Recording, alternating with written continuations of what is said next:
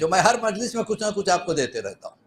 آج کا بھی ایک گفٹ بہت چھوٹا سا لیکن اتنا پاورفل کہ اگر کسی کا کوئی کام نہ بن رہا ہو، جب میں نے یہ عمل کیا تو واقعی جیسے کہ میں نے حدیث میں پایا، یہ عمل جو کرے گا تیسرا سورج نہیں دیکھے گا اس کا کام بن جائے گا، یعنی 3 دن میں بن جائے گا.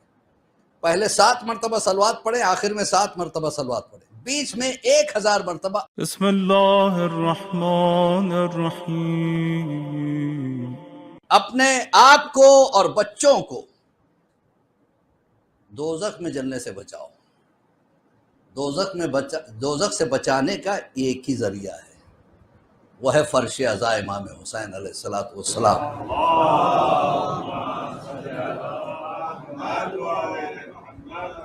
ایک بہت بڑے عارف گزرے ایران سے، مسعود نام تھا ان کا، شیخ مسعود، علامہ مسعود کہتے تھے. ان سے ایک آدمی نے جا کے کہا کہ سرکار اگر کوئی ہوا میں اڑنے لگے تو کیا کمال کا آدمی ہوگا؟ کہ اس میں کون سا کمال ہے، مکھی بھی اڑتی ہے. کہ اگر پانی پہ چلنے لگے تو وہ تو کمال ہوگا. کہ اس میں کون سا کمال ہے، ایک لکڑی کا ٹکڑا بھی چلتا ہے پانی پہ. کہ پھر کمال کا آدمی کون ہے؟ کہ کمال کا آدمی وہ ہے جو مجمع میں بیٹھے لوگ اس کی زبان کی بدتمیزی سے بچ جائے، گھر میں جائے تو اس کے بیوی بچے اس کا انتظار کریں.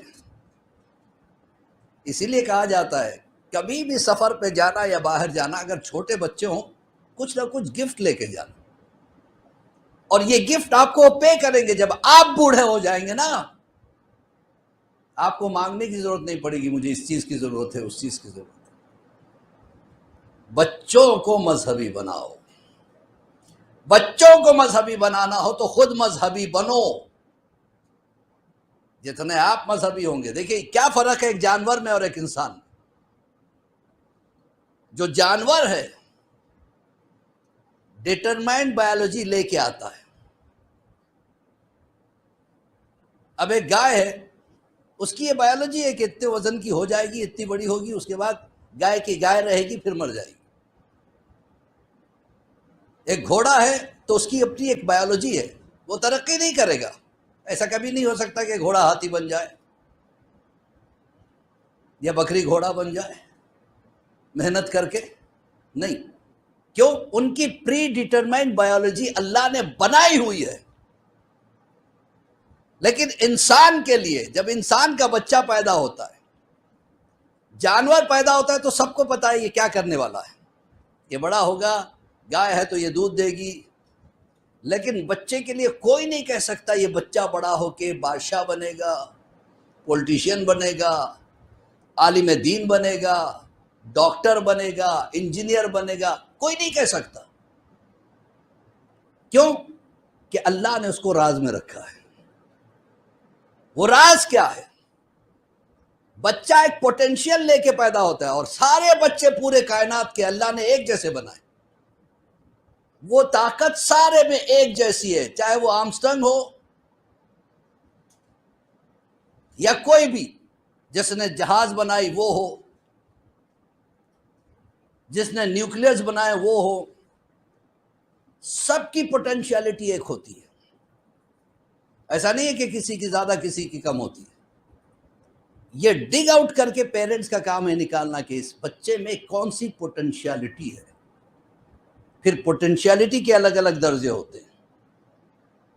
سب سے پہلا درجہ انٹلیکٹ، جس میں 25% پوٹینشیلٹی ہوتی ہے. پھر اس کے بعد کا درجہ ایموشنل، اس میں 25% پوٹینشیلٹی ہوتی ہے. اس کے بعد کا درجہ فزک، اس کا ہارٹ کیسا ہے، آنکھیں کیسی ہے، وہ 25% پہ ڈیوائیڈ ہوتا ہے. آخری 25% ہے اسپرٹ. یہ ساری چیزیں چھپی ہوئی ہوتی ہیں، ایسے جیسے ایک ہیرا کدان میں چھپا ہوا ہے، جتنا اس کو پالش کرو اتنا وہ چمکتا ہے. تو بچہ کوئی بھوندو بن کے پیدا نہیں ہوتا. یہ پیرنٹس ہے اسے شارپ بناتے ہیں یا اسے کنذہن بنا دیتے یا ڈرپوک بنا دیتے. بچوں سے کبھی یہ نہیں کہنا تم سے کچھ نہیں ہو سکتا. یہ عام ڈائلاگ ہوتا ہے پیرنٹس کا. جہاں بچہ ذرا تھوڑے سے مارک کم لایا تم تو بیوقوف ہو، اب وہ سوچ لیتا ہے میں بیوقوف ہوں، پھر میں کیوں محنت کروں؟ بچوں کی پوٹینشیلٹی کو بڑھانے کے لیے ان کے ایک ایک چیز کی تعریف کرو، یعنی جو ان کی کوالٹی ہے، یہ نہیں کہ شرارتی کی تعریف کرو، ارے واہ بہت اچھی شرارتی کرتے، اگر شرارتی کرتا ہے تو سمجھاؤ، ایسا نہیں ہونا چاہیے۔ مارکس کماتے ہیں تو بچوں کو کمپیئر مت کرنا کسی کے ساتھ، کمپیریزن بچوں کو دبا دیتا ہے۔ کمپیریزن میں بھی اکثر پیرنٹس کیا کرتے ہیں، بچوں کو برباد کر دیتے ہیں۔ کمپیئر نہیں کرنا چاہیے۔ آج کل کمپیریٹو اسٹڈیز کا زمانہ ختم ہو گیا ہے، آج کمیونٹی اسٹڈی کا زمانہ ہے۔ بچے کو چھوڑا جاتا ہے، دیکھا جاتا ہے یورپین کنٹریز میں، ویسٹرن کنٹریز میں الگ الگ اسپیشلٹیز والے جو ہے نا سائیکالوجسٹ جاتے ہیں، دیکھتے ہیں، ڈاکٹرز جا کے دیکھتے ہیں اس بچے میں کیا کوالٹی ہے۔ تو عزیزان محترم، جو پوٹینشیلٹی ایک بڑے سائنٹسٹ میں ہوتی ہے وہی پوٹینشیلٹی ایک مزدور میں بھی ہوتی ہے۔ مزدور پہچانتا نہیں ہے، اس کے ماں باپ نہیں پہچانتے، وہ وہیں رہ جاتا ہے، سائنٹسٹ آگے بڑھ جاتا ہے۔ دو چیز آدمی نہیں بن سکتا، نبی نہیں بن سکتا، امام نہیں بن سکتا، باقی سب کچھ بن سکتا ہے۔ آج بھی آپ کا بچہ فیمنگٹن بن سکتا ہے، فیمنگ بن سکتا ہے جس نے پینسلن کو ایجاد کیا تھا۔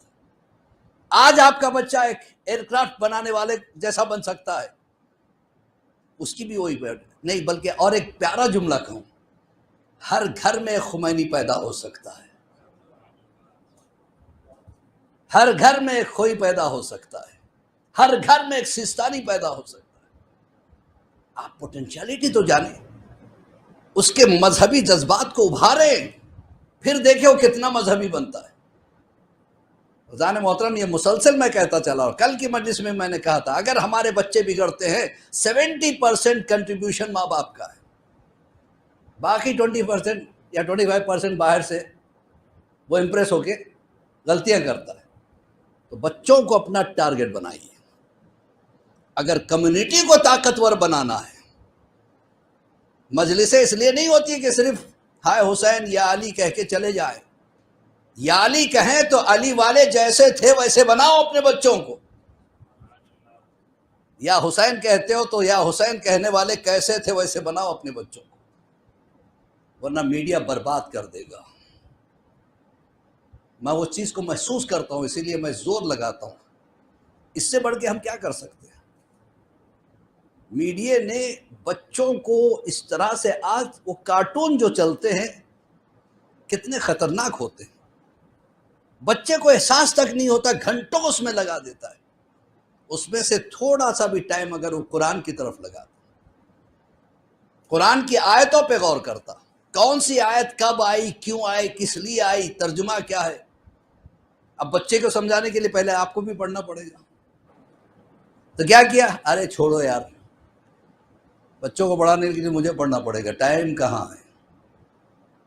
ٹائم ہی ٹائم ہے ہمارے پاس۔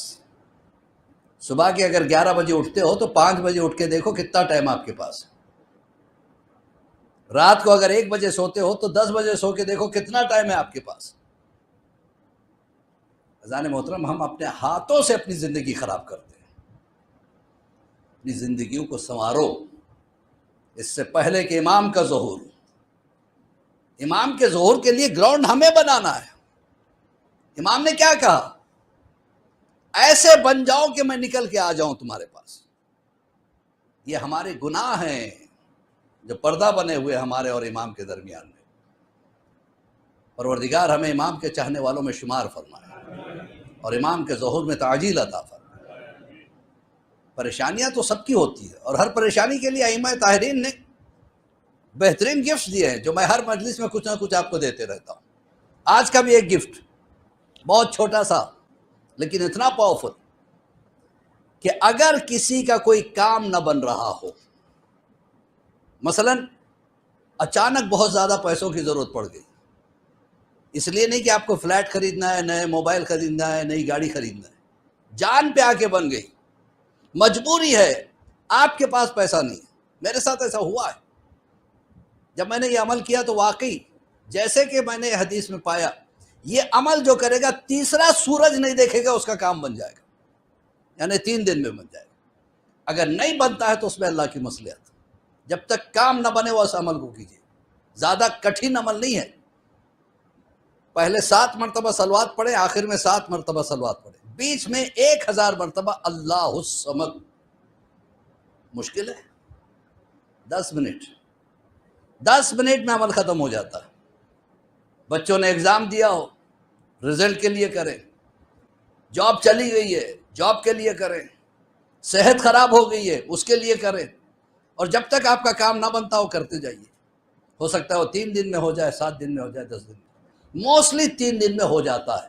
99% میں نے یہی دیکھا ہے، جس کو میں نے بتایا اور جن کاموں کے لیے میں نے کیا، میرا اپنا ذاتی اعتقاد ہے، تجربہ تو نہیں کہوں گا، اعتقاد، یقین۔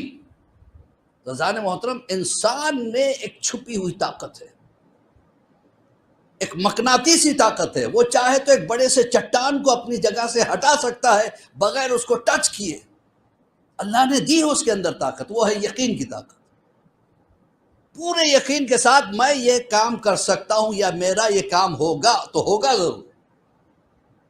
پہلے ہی میرے یقین ختم ہے، پتہ نہیں میں کر پاؤں گا یا نہیں کر پاؤں گا، پتہ نہیں یہ کام ہوگا نہیں ہوگا، پتہ نہیں یہ دعا پوری ہوگی نہیں ہوگی۔ پہلے آپ یقین تو پیدا کریں۔ ایک صلوات پڑھے پر محمد و آل۔